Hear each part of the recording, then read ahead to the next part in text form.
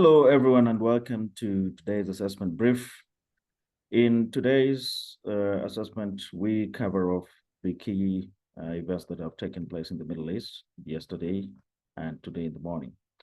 So on the 31st of July, the political leader of Hamas, Ismail Haniyeh, was assassinated in Tehran. And on the 30th of July, a senior commander of Hezbollah, Fuad Shukr, was killed in an Israeli attack in Beirut, Lebanon. So, Uday, what do we draw from these incidents? Great, thanks, Sitati. So firstly, it's just a massive increase in geopolitical tensions and a heightened risk environment in the region. Haniyeh's assassination especially is likely to stall the, struggling ceasefire negotiations between Hamas and Israel. Yep. He was one of the chief negotiators, essentially. So there is a possibility of wider retaliatory attacks, especially because this was a direct attack on Iranian soil. Yes. And since it took place in its territory, we could see something similar to what Iran had done a few months ago when it launched about 300 rockets and drones towards Israel.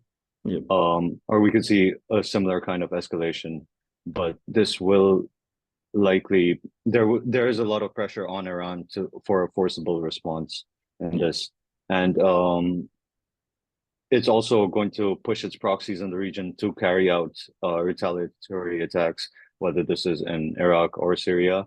And with regards to Hezbollah, Sitati, Shukr was a high-level commander in Hezbollah. Yep. And it kind of shows that, the attempts to play down or decreasing tensions between Hezbollah and Israel, that the international community they've been trying to de-escalate over the last few months. We're going to see that increase.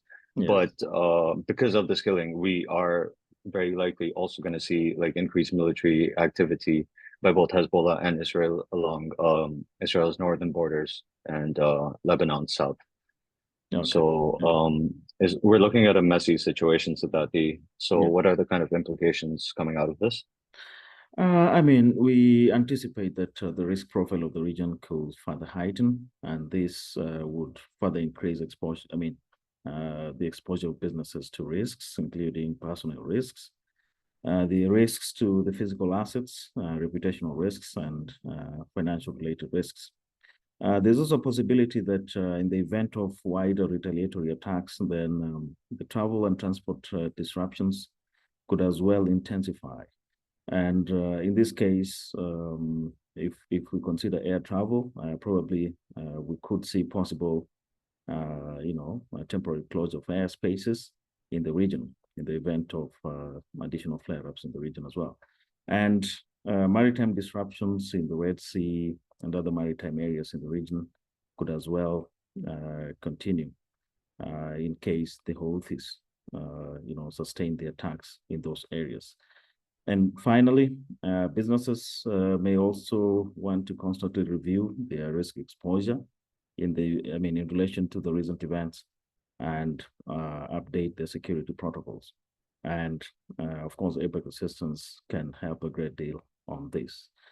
So that marks the end of today's audio discussion. Thank you. Thanks.